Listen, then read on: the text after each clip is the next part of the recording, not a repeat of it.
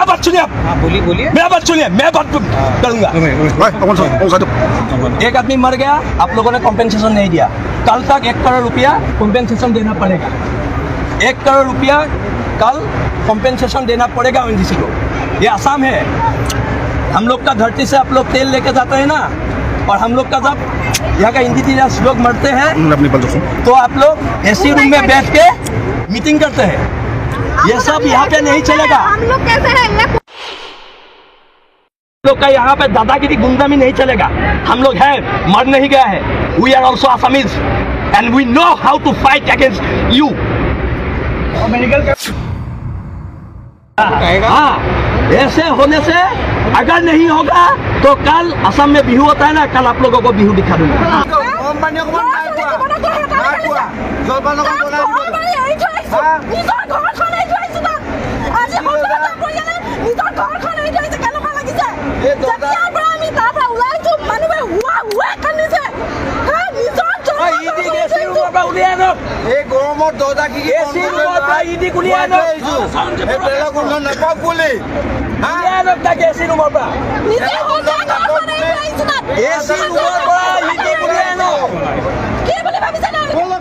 বিলাসী কথা কৰিব লাগিছে, মানুহৰ জীৱ হেৰি হৈছে।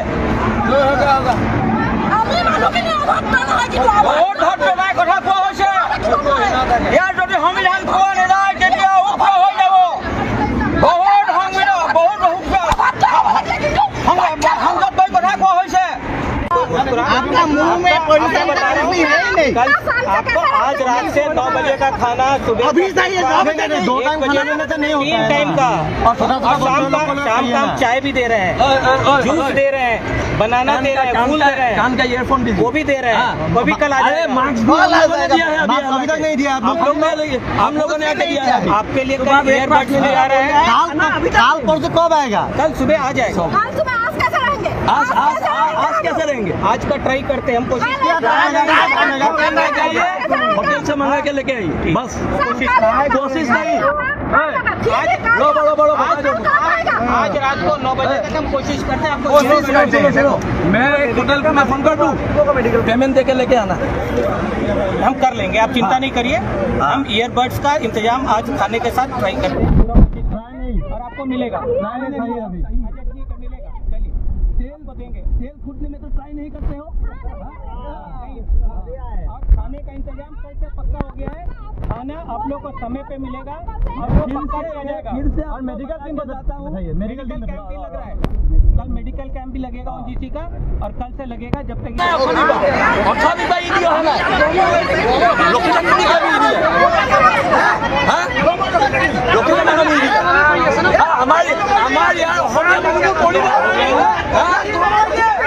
অসমীয়া মানুহবিলাক ইয়াত মৰিব। ইয়াৰ খিলঞ্জীয়া মানুহখিনিক আমি মৰিব নিদিওঁ। সেইটোকে এছ কক, সমুদ্ৰ বন্দীকে এছ কক, তাক লগা লগে এছ কক। সি কোন হয়? তাকে এছ কক।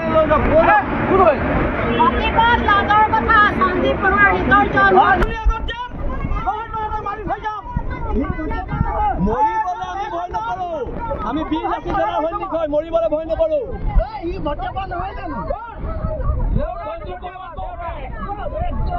Sanjeev Barua go back, go back, go back. Sanjeev Barua go back, go back, go back. Sanjeev Barua go back, go back, go back. ইয়াৰ পৰা গোটেই বৃহত্তৰ অঞ্চলটো ইমান এটা দুৰ্যোগৰ সময় আহি পৰিছে, কিন্তু ONGC কোনো কাণ ধাৰ নাই। সৰু ল'ৰা ছোৱালী গৰম পানী অকমান দিব পৰা নাই, ফলস্বৰূপে গাখীৰ খাব পৰা নাই, ফল মূলৰ ব্যৱস্থা কৰা নাই, ডক্তৰৰ ব্যৱস্থা কৰা নাই। খোৱা গৈ ৰাতি 11টা বজাত দিছে। যি সময়ত ল'ৰা ছোৱালী ভোকত পকপকাই আছে, সেই সময়ত ইয়াত এটা জুই জ্বলাব পৰা নাই মানুহে। ONGC বিষয়া তাত AC ৰুমত বহি ইয়াৰ পৰা গাড়ীয়ে পানী গৈ আছে, কিন্তু এই মানুহখিনিৰ কাৰণে 1 বটল পানী ONGC দিয়া নাই। এতিয়া ONGC বিৰুদ্ধে সৰ্বাত্মক প্ৰতিৰোধ হ'ব।